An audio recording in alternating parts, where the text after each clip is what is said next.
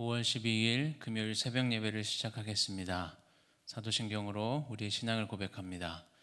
전능하사 천지를 만드신 하나님 아버지를 내가 믿사오며 그 외아들 우리 주 예수 그리스도를 믿사오니 이는 성령으로 잉태하사 동정녀 마리아에게 나시고 본디오 빌라도에게 고난을 받으사 십자가에 못 박혀 죽으시고 장사한 지 사흘 만에 죽은 자 가운데서 다시 살아나시며 하늘에 오르사 전능하신 하나님 우편에 앉아 계시다가 저리로서 산 자와 죽은 자를 심판하러 오시리라. 성령을 믿사오며 거룩한 공회와 성도가 서로 교통하는 것과 죄를 사하여 주시는 것과 몸이 다시 사는 것과 영원히 사는 것을 믿사옵나이다. 아멘. 찬송가 543장 함께 찬양하겠습니다. 543장입니다. 어려운 일 당할 때 나의 믿음 적으나 의지하는 내 주를 더욱 의지합니다. 세월 지나갈수록 의지할 것뿐이세. 무슨 일을 당해도 예수 의지합니다. 성령께서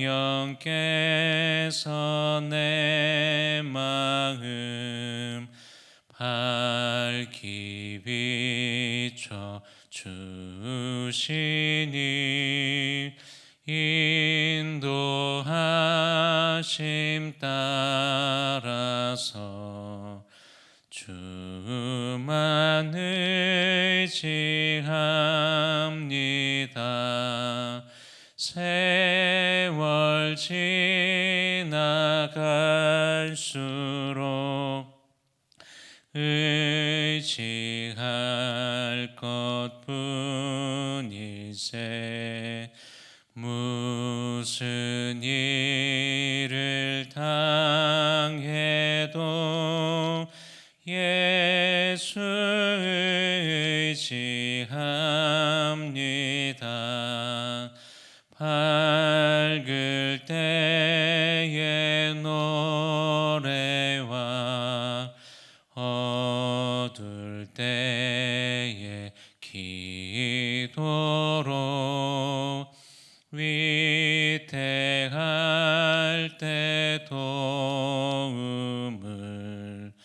주께 간구합니다.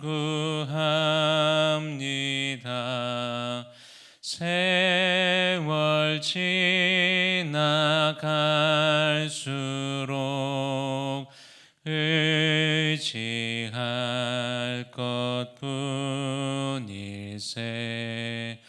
무슨 일을 당해도 예수 의지합니다.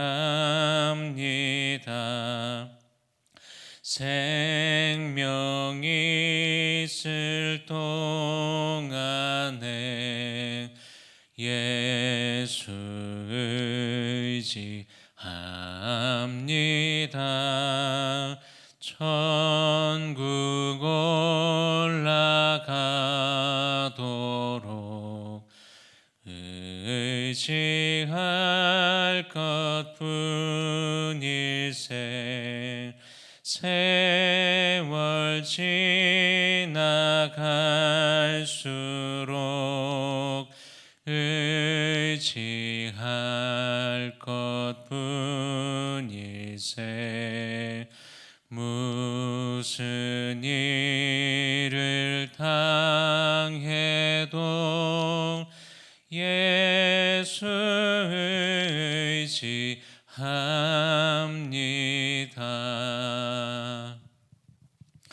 함께 말씀 보겠습니다.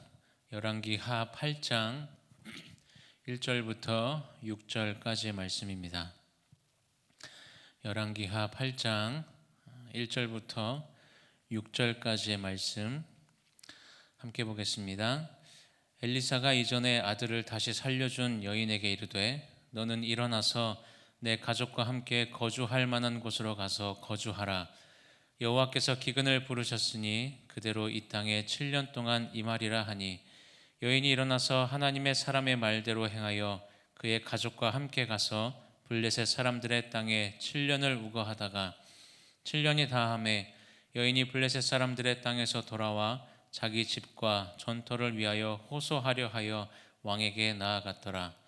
그때 왕이 하나님의 사람의 사환 게하시와 서로 말하며 이르되 너는 엘리사가 행한 모든 큰 일을 내게 설명하라 하니 게하시가 곧 엘리사가 죽은 자를 다시 살린 일을 왕에게 이야기할 때에 그 다시 살린 아이 어머니가 자기 집과 전토를 위하여 왕에게 호소하는지라. 게하시가 이르되 내 주 왕이여 이는 그 여인이요 저는 그의 아들이니 곧 엘리사가 다시 살린 자니이다 하니라. 왕이 그 여인에게 물으매 여인이 설명한지라. 왕이 그를 위하여 한 관리를 임명하여 이르되 이 여인에게 속한 모든 것과 이 땅에서 떠날 때부터 이제까지 그의 밭의 소출을 다 돌려주라 하였더라. 아멘. 1절 말씀을 보면 엘리사가 수넴 여인에게 7년 동안 기근이 있을 것을 이야기합니다. 성경의 내용 가운데 7년 기근이라고 하면 우리가 생각나는 것들이 있는데 창세기에 기록된 요셉의 이야기 속에서 7년 기근에 대한 말씀이 기록되어 있는 것을 볼 수가 있습니다.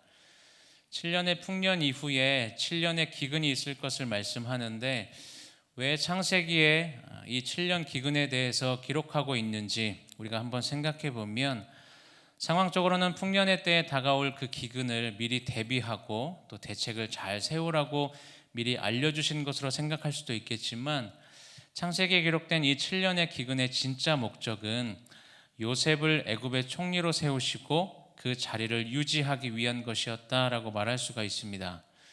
7년의 풍년과 7년의 기근이 끝날 때까지 최소한 14년이라는 시간 동안은 요셉의 그 총리직이 보장될 수 있었다라는 것이죠. 이것이 무슨 말인가 하면 7년의 풍년과 기근으로 요셉의 모든 가족들이 전부 애굽으로 이동을 했고 더 나아가서 그 사람들이 비록 400년이라는 시간 동안 애굽에서 종살이를 해야 했지만 애굽이라는 그 틀 안에서 70명의 가족이 200만 명 이상의 이스라엘이라는 한 나라를 시작하기에 부족함이 없을 정도의 그 인원이 되기까지 이어질 수 있었던 것이 바로 요셉 때의 7년 기근에 담긴 의미라는 것입니다. 그렇다면 오늘 본문 가운데 기록된 이 수넴 여인과 관련된 이 7년 기근의 이야기도 단순히 수넴 여인의 그 가정과 이 여인에 대한 이야기만은 아닐 것입니다. 열왕기서의 말씀 가운데 이 수넴 여인의 이야기가 기록된 상황들을 보면 6장 후반부에 아람 군대가 사마리아 성 전체를 포위했던 내용들이 기록되어 있는데 하나님의 개입하심으로 상황이 정리되었던 그때였습니다. 이때 상황을 한번 생각해 본다면 사마리아 성 안에 있던 사람들에게 있어서 지금 고난은 지나갔지만 그 고난 뒤에 남아있던 것이 있었는데 그것이 바로 상처라는 것이죠. 특히 누가 가장 큰 상처가 남았을까, 누구에게 가장 큰 상처가 남았을까 생각해 보면 바로 믿음을 저버린 자들이었다라고 이야기할 수 있습니다. 엄청난 고난이 찾아왔고 그 고난이 지나간 후에 큰 상처와 패배감이 이 믿음을 저버린 자들에게 남아 있었다라는 거죠. 당장의 눈앞에 있는 그 보이는 현실에 반응했던 사람들, 다급한 마음에 하늘을 저주하면서 자기의 자녀를 삶아 먹었던 그 여인들, 하나님을 원망하면서 선지자를 죽이려고 했던 그 왕과 신하들의 마음에는 아마 표현할 수 없는 깊은 패배감과 고통이 남아 있을 수밖에 없었을 겁니다. 이러한 믿음의 패배감이 찾아올 때 우리는 굉장히 고통스러울 수밖에 없죠. 여러분, 우리는 모든 상황에서 믿음으로 그리고 하나님의 방식대로 살아가야 하는 게 맞지만 특별히 고난의 시간이 지나가고 있을 때 더욱더 그때 믿음으로 살아가기를 노력해야 합니다. 왜냐하면 고난의 시간에는 믿음대로 살아가고 싶지 않기 때문이죠. 하나님의 방식대로 살아가고 싶지가 않은 그때가 바로 고난의 시간이기 때문입니다. 인간적으로 볼 때 내 뜻대로 되는 것이 없고 그래서 답답하고 정말 죽을 것 같은 그 상황 가운데 어떻게 믿음대로 행하고 어떻게 하나님의 방식대로 살아갈 수가 있겠습니까? 그러나 바로 그 시간이야말로 우리가 믿음으로 행동해야 하는 시간이라는 것을 잊지 마시기 바랍니다. 왜냐하면 아무리 고난과 고통의 시간이라 할지라도 그 시간은 반드시 지나갈 것이기 때문입니다. 바로 이런 상황 속에서 앞에 4장에 등장했던 수냄 여인이 이 8장 가운데 다시금 등장하고 있는 거죠.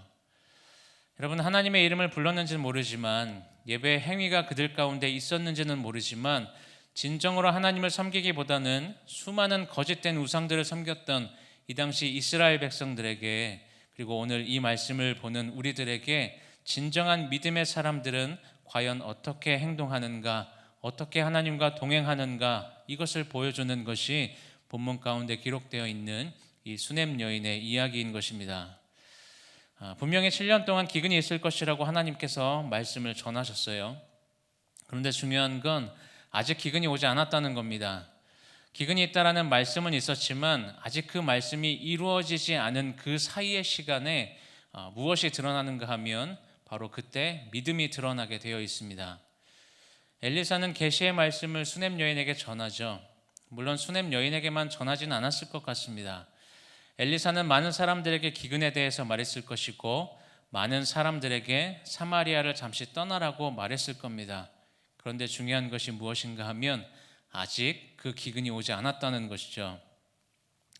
아직 기근이 오지 않았고 또 그 기근이 확실히 올지 안 올지도 모르는 상황에서 엘리사의 그 말만 믿고 안정되게 살고 있던 그 거처를 떠날 것인가, 아니면 다른 대책을 세울 것인가, 혹은 이 선지자를 의심해야 하는지, 아니면 그러든지 말든지 나는 그냥 내 방식대로 무덤덤하게 살아갈 것인지.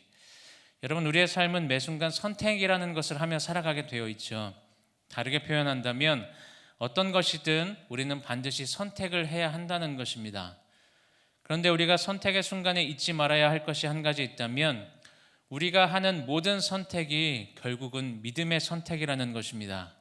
하나님에 대한 믿음의 선택이든지 아니면 자기 확신에 대한 믿음의 선택이든지 모든 선택은 결국 믿음의 선택이라는 거죠.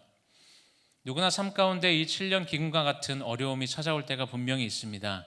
그런 고난은 반드시 찾아옵니다. 그런데 엘리사가 전한 말씀을 들은 대부분의 사람들이 사실은 어떻게 반응했는지 성경에 기록되어 있지는 않지만, 그래서 우리가 잘 알 수는 없지만 이 수냄 여인은 믿음으로 반응했다는 것을 알 수가 있습니다. 엘리사를 통해서 전해진 이 7년 기근에 대한 말씀을 수냄 여인은 믿었다라는 거죠. 우리가 함께 읽은 본문 말씀 이 1절의 중반절을 보면 너는 일어나서 내 가족과 함께 거주할 만한 곳으로 가서 거주하라 라고 말합니다. 여기서 너는 일어나서라는 말은 당장 떠나라는 말이죠. 당장 떠나라는 건 나중에 다시 돌아올 수 있을까? 떠나서 어떻게 살아갈 수 있을까? 이런 걱정들, 이런 신경들 쓰지 말고 그냥 떠나라는 것입니다. 그런데 이 말씀을 보면 여인이 그렇게 떠났다가 7년이라는 시간이 지나고 다시금 돌아왔더니 어떤 상황이 펼쳐집니까? 자신의 집과 모든 소유가 다 사라집니다. 이 수냄 여인은 4장의 내용으로 봤을 때 우리가 짐작해 볼 때 한마디로 부자였다라고 이야기할 수가 있어요. 왜냐하면 이 당시에 부자는 대부분 땅을 가진 사람들이 부자였기 때문에, 그렇기 때문에 자신의 재산을 그대로 둔 채 급하게 떠나서 7년간 돌아올 수 없는 곳으로 간다는 건 말씀에 대한 절대적인 어떤 신뢰와 확신이 없으면 결코 실행으로 옮길 수 없는 행동일 수밖에 없었다라는 것입니다. 계속 강조하지만 아직 기근이 오기 전이었어요. 기근이 올지 안 올지도 모릅니다. 그런데 수냄 여인은 단지 지금 엘리사의 말만 듣고 떠나야 했던 것입니다. 아마 대부분의 사람들은 주저했을 것입니다. 왜냐하면 아직 눈앞에 기근의 어떤 것도 보이지 않았기 때문에 엘리사의 말만 듣고 그 말만 믿고 자신의 처소를 떠나기는, 거처를 떠나기를 결단한다는 것은 매우 어려웠을 것이기 때문입니다. 그러나 이러한 상황 가운데서 수냄 여인은 어떻게 행동합니까?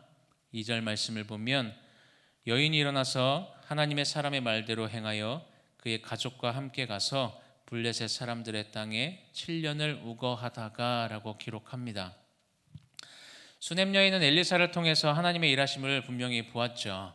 하나님께서 함께 하시지 않으면 도저히 일어날 수 없을 것 같은 일들, 그러한 일들을 엘리사를 통해서 경험을 했습니다. 그래서 말씀을 따라서 순종하는 것이 언제나 옳다는 것을 확신했기 때문에 이러한 결단을 할 수 있었다라는 것입니다. 더 정확히는 엘리사를 믿었기 때문이 아니라 엘리사에게 말씀하시는 하나님의 신실하심을 분명히 믿었기 때문입니다. 그렇기 때문에 안정적으로 살았던 그 부유한 여인이 그 모든 재산을 다 그대로 내버려 두고 현실 속에서는 그 어떠한 일도 일어나지 않은, 아직 기근이 오지 않은 그 상황 가운데 오직 하나님의 말씀에 의지해서 그 말씀을 붙들고 낯선 땅으로 가기를 결정한 것입니다. 여기까지는 우리에게도 참 도전이 되는 내용이죠. 그런데 이 수냄 여인이 엘리사의 말을 따라서 블레셋에 가서 7년 동안 살았을 때 과연 어떻게 살았을까요? 그 삶이 평탄했을 것 같으십니까? 기록되어 있지 않아서 정확히 우리가 알 수는 없지만 분명한 사실 한 가지는 이때 고대 사회는 지금 사회와는, 지금 시대와는 비교할 수 없는 민족적인 배타성이 있었다는 것입니다. 이 여인에게는 사실 보장된 것이 아무것도 없었죠. 그러한 상황 속에 7년이라는 시간 동안 블레셋 가운데 거주한다는 건 굉장히 외로운 시간이었을 것이고, 굉장히 답답한 시간이었을 것이고, 굉장히 고난의 시간이었을 겁니다. 그것이 말씀을 따르는 삶이었다는 거죠. 여러분, 말씀을 따라서 믿음으로 순종한다고 해서 언제나 탄탄대로가 펼쳐지는 것이 아닙니다. 말씀을 따라 순종하며 살아도 거친 광야와 같은 현실을 살아가게 될 때가 너무나 많습니다. 그러나 우리가 본문을 보면서 분명히 기억해야 되는 것이 있다면, 말씀 없이 누리는 현실적인 안정감보다 말씀과 함께 경험하는 그 광야가 훨씬 더 우리를 담대하게 하고, 더 자유롭게 하고, 더 풍성하게 하고, 더 하나님의 영광 가운데 살아가게 한다는 것입니다. 우리는 그것을 분명히 믿어야 한다는 것이죠. 우리는 말씀 없이 누릴 수 있는 현실적인 안정감이 아니라 말씀과 함께 경험하는 현실적인 광야가 우리를 더 담대하게, 자유롭게, 더 풍성하게 한다는 사실을 우리의 삶으로 증명하며 살아가야 하는 사람들이라는 것입니다. 결국 그 7년의 기간에, 그 시간, 7년이라는 기근의 시간이 끝이 납니다. 그런데 7년이라는 기근의 그 시간을 마치고 이 여인이 돌아와 보니까 모든 재산이 자신의 것이 아닌 것이 되어버립니다. 이때 여인의 마음은 아마 실망스러웠겠죠. 엘리사와 하나님에 대한 원망이 전혀 없었다라고 말할 수는 없을 것입니다. 말씀에 대해 선택했고 순종한 것뿐이고, 그래서 믿음의 결단으로 행했는데, 그런데 7년 동안의 시간이 안 그래도 힘겨웠는데 돌아와 보니까 오히려 더 최악의 상황 가운데 놓이게 된 거죠. 굉장한 상실감과 또 서러움과 불안이 그 마음 가운데 있었을 겁니다. 말씀만 따라서 살았는데 모든 것을 잃은 상황, 말씀을 따라 사는 삶이 고작 이러한 것인가 라는 생각이 수냄 여인도 사람이기 때문에 그 마음 가운데 전혀 없지는 않았을 것이라는 거죠. 그런데 분명한 건 성경 가운데 이 수냄 여인이 원망하며 불평했다는 내용을 기록하고 있지 않다라는 것입니다. 오히려 왕에게 나아가서 자신의 상황을 이야기했고, 하나님의 정확한 그 완벽한 타이밍 가운데 모든 것이 다 회복되는 은혜를 경험하게 됩니다. 결국 이 수냄 여인을 움직인 것은 다름 아닌 믿음이었다라는 사실을 우리에게 보여준다라는 것이죠. 여러분들은 무엇이 여러분들을 움직이고 있다고 생각하십니까? 특별히 고난의 시간, 좌절의 시간, 답답하고 앞이 꽉 막힌 것 같은 그 순간에 우리의 마음을 무엇이 움직이고 있는지 다시금 우리의 모습을 돌아보시기를 바랍니다. 혹시 우리의 마음을 지배하고 있는 것이 불평이나 원망이나 혹은 서러움이나 분노는 아닙니까? 무엇이 우리를 움직이고 있습니까? 바라기는 오직 하나님의 말씀이, 오직 하나님의 은혜가 우리의 마음을 움직이는 원동력이 될 수 있기를 소망합니다. 예수님의 십자가가, 예수님의 사랑이 우리를 움직이는 힘이 되어 살아가는 그러한 삶을 살아가시기를 소망합니다.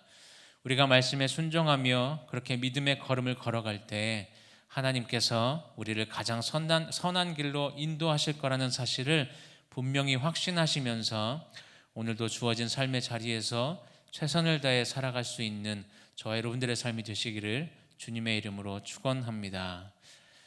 이 시간 말씀을 기억하며 함께 기도하실 때 하나님 어떠한 상황 가운데서도 말씀에 순종하는 삶을 살아가게 하여 주옵소서. 하나님의 말씀과 하나님의 은혜가 우리의 마음을 움직이는 동력이 되게 하여 주옵소서. 말씀 없이 누리는 현실적인 안정감보다 말씀과 함께 경험하는 광야를 선택할 수 있는 믿음을 더하여 주옵소서. 이러한 기도 제목과 개인의 기도의 제목을 가지고 이 시간 함께 기도하겠습니다. 사랑해 주님 감사합니다. 하나님, 우리에게 주어진 어떠한 상황 가운데서도 하나님 우리가 말씀에 온전히 순종하는 삶을 살아갈 수 있도록 주님 인도하여 주옵소서.